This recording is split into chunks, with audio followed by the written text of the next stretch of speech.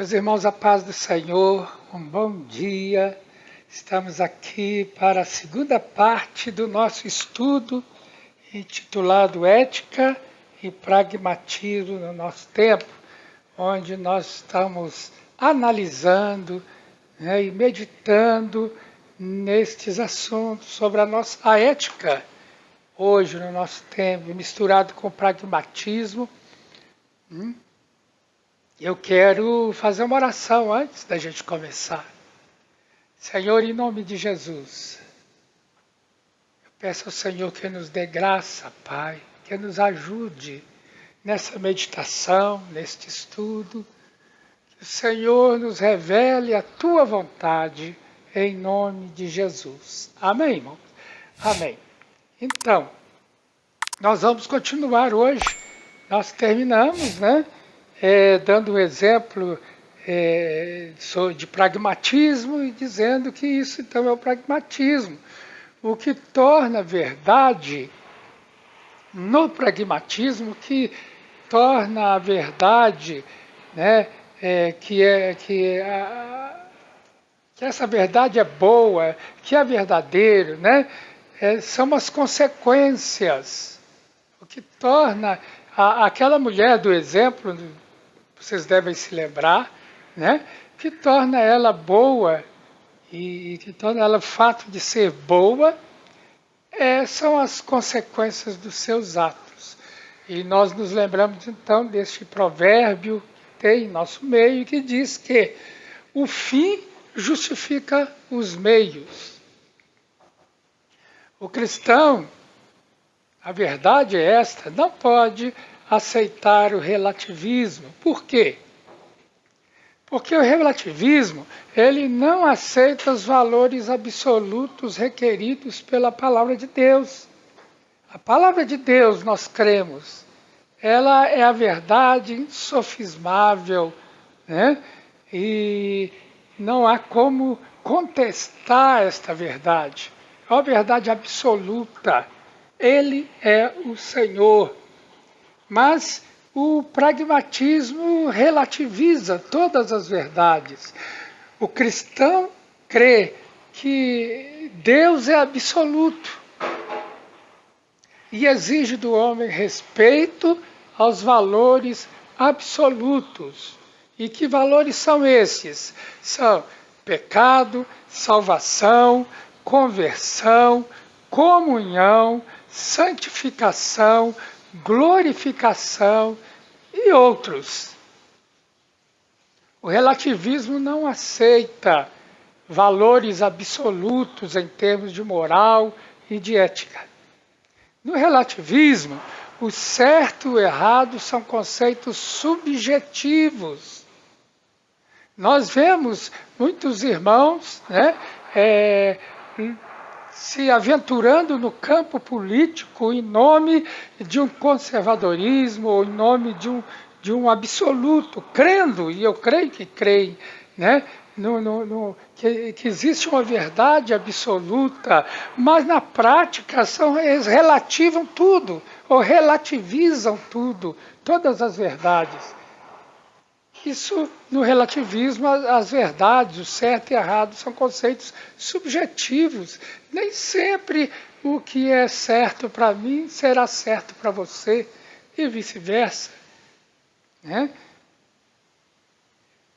Dependem de cada pessoa, em cada época, em cada lugar, em cada cultura. Isso não condiz com a moral e a ética cristã.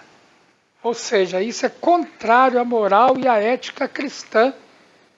Porque o cristianismo hoje é muito combatido.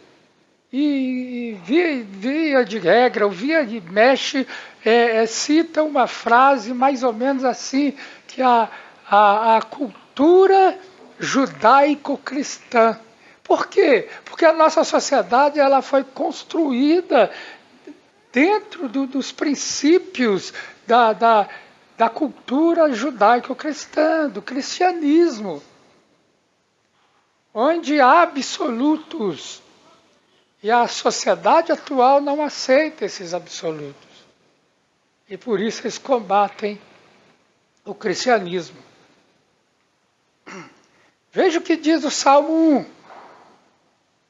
Bem-aventurado é aquele que não anda no conselho dos ímpios, não se detém no caminho dos pecadores, nem se assenta na roda dos escarnecedores. Isso aqui é conservadorismo puro, é absolutismo, não no sentido da monarquia absolutista, nem que o rei é a lei e ele é o Deus, não é isso. Mas é conservadorismo no sentido de que há um ser absoluto que é Deus. E a sua vontade é soberana sobre todas as coisas. E Deus tem um padrão, Deus se move através de princípios. Pelo contrário, continua o salmista, o seu prazer está na lei do Senhor, e na sua lei medita de dia e de noite.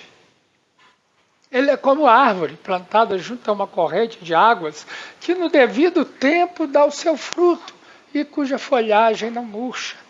Tudo o que faz, ou que ele faz, será bem sucedido. Esse é o Salmo de número 1, Salmos capítulo 1. O relativismo entra em choque direto com a ideia bíblica da salvação. Jesus mandou pregar o evangelho por todo o mundo, a toda criatura, está escrito em Marcos 16:15, que nós lemos aqui, olha, e disse-lhes, vão por todo o mundo e preguem o evangelho a toda criatura. A pregação do evangelho demonstra que só Jesus é o caminho e a verdade e a vida, de acordo com João 14:6. Jesus respondeu, eu sou o caminho, a verdade e a vida. Ninguém vem ao Pai senão por mim.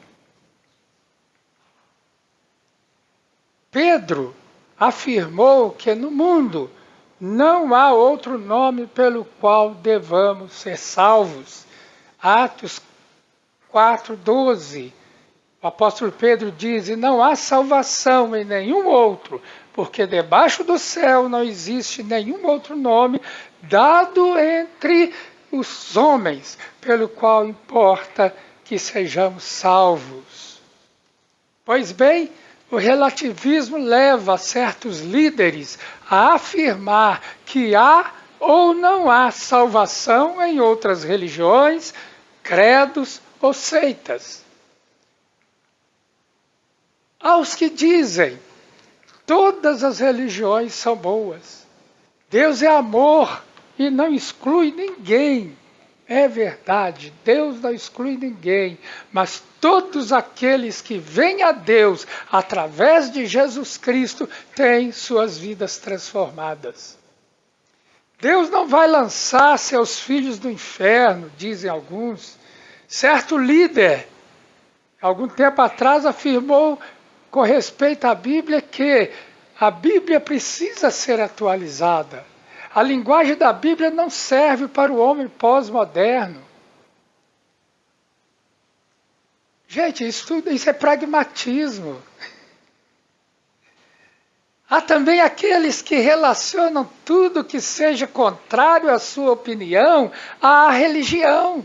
E religiosidade, segundo eles, não é de Deus. As pessoas esquecem que Deus é amor, mas também é a suprema justiça e santidade. No dilúvio, a humanidade foi destruída por causa da corrupção generalizada. Não foi o mundo que foi destruído, a humanidade, todos os seres vivos terrestres, foi destruído por causa da corrupção generalizada do ser humano. Todas as filosofias ou mensagens humanas podem durar muito tempo, mas acabam passando. Mas a mensagem do Evangelho é absoluta, ela não é relativa. Quem crê será salvo. Quem crê recebe a vida eterna, tem a vida eterna. Isso é absoluto.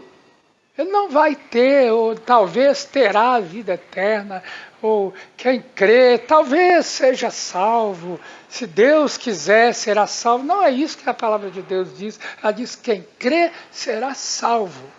Ponto. Mas a mensagem do Evangelho, ou melhor, mas Jesus não faz concessões ao relativismo. Olha só o que Jesus disse.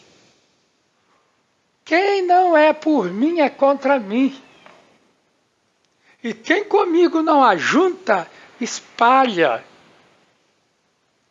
Da mesma forma, nós não podemos aceitar o pragmatismo.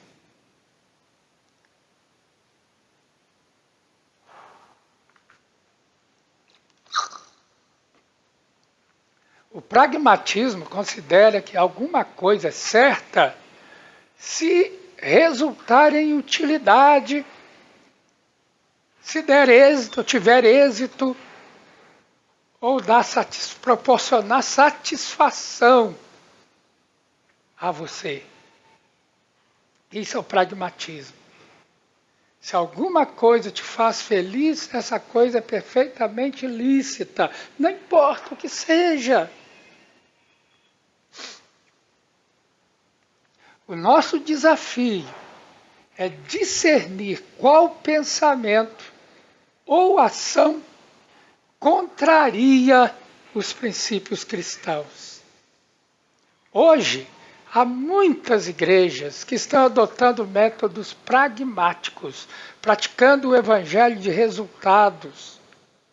Se o objetivo é encher a igreja, vale a pena pagar vultosos cachês a um grande pregador, um grande cantor. Isso é pragmatismo. O fim justifica os meios. Ainda que isso só signifique um mercantilismo carnal que satisfaz os interesses empresariais de muitos que vendem louvor e vendem pregações. Mas a palavra de Deus diz: é por isso que há entre vocês muitos fracos e doentes, e não poucos que dormem. Porque se julgássemos a nós mesmos, não seríamos julgados. Não é bom orar, jejuar, evangelizar nas ruas, nas praças, nas casas, ou fazer missões. Preferem o evangelho politicamente correto, que é o que o apóstolo Paulo chama de outro evangelho. Então, conclusão: o mundo atual é relativista, onde princípios e valores são invertidos. Nele não há lugar para princípios e valores absolutos como Deus, família, etc. Mas para o cristão, a Bíblia, a palavra de Deus, inspirada, revelada e inerrante, continua sendo a sua regra de fé e conduta na vida diária. Na palavra de Deus nós aprendemos princípios éticos que não podem ser relativizados. O salmista diz: lâmpada para os meus pés é a tua palavra, e luz para os meus caminhos. A palavra de Deus é que traz luz para a nossa vida, para o nosso jeito de viver, para os nossos princípios, para os nossos padrões de vida. É a palavra de Deus. Ela é lâmpada que ilumina o nosso caminho. Então, irmãos, que o Senhor Jesus nos conceda a graça de viver com segurança em meio à insegurança, de viver com santidade em um mundo cuja impiedade invade a igreja, materialismo, desrespeito e afronta aos princípios éticos da palavra de Deus. Que Deus nos abençoe. E assim, irmãos, nós terminamos essa nossa meditação sobre esse assunto tão atual, sobre esse assunto tão importante, sobre ética e pragmatismo, sobre a ética do nosso tempo, sobre o pragmatismo do nosso mundo atual, da nossa sociedade, da nossa cultura de hoje, e que tem invadido tanto a igreja. E é um convite para meditarmos sobre a ética cristã, sobre a ética da palavra de Deus. Nós ficamos então por aqui. Que Deus te abençoe, que Deus te dê dias de alegria, de paz, na presença do Senhor, que você saiba separar tudo o que acontece no seu dia a dia e se guie pela lâmpada da palavra de Deus, pela ética, pelos padrões que Cristo nos deixou. Em nome de Jesus, amém.